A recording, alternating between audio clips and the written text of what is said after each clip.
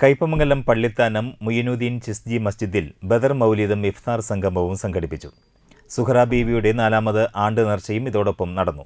പുത്തൻപള്ളി മഹല്ല് ഖത്തീബ് അബ്ദുൽ ഖാദർ ദാരിമി, ചിസ്തി മസ്ജിദ് ഇമാം ഹബീബുള്ള ഹസ്നി, മൂന്നുപീടിക ടൗൺ മസ്ജിദ് ഖത്തീബ് ശിഹാബ് മുസ്ലിയാർ, ചിസ്തി മസ്ജിദ് secretary C K Majeed, president C K Basheer, committee അംഗങ്ങൾ എന്നിവർ നേതൃത്വം നൽകി.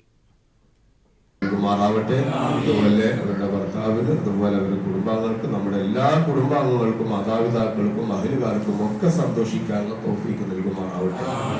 ബദരീകളെ കൊണ്ടുള്ള സന്തോഷം എന്ന് പറഞ്ഞാൽ അതൊരു ഭയങ്കര സന്തോഷം. അതിന്റെ വില നമുക്ക് മനസ്സിലാകുന്നത് നാളെ ആഖിറത്തിലായിരിക്കും ഇൻഷാ അല്ലാഹ്. അല്ലാഹു തൗഫീഖ് ചെയ്യട്ടെ. കാരണം ബദരീകളെ നബി സല്ലല്ലാഹു അലൈഹി വസല്ലം തങ്ങളടക്കമുള്ള 300 ചില്ലാനം ആളുകളെ വകവരുത്തി എല്ലാ നിലക്കും ഇസ്ലാമിന്റെ കഥ കഴിച്ചുകൊണ്ട് മക്കത്തേക്ക് തിരിച്ചു പോകാൻ വേണ്ടി വന്ന അബൂജഹലിന്റെ നേതൃത്വത്തിലുള്ള ഒരു വമ്പിച്ച സൈന്യം അവര് വിജയഭേരി മുറക്കി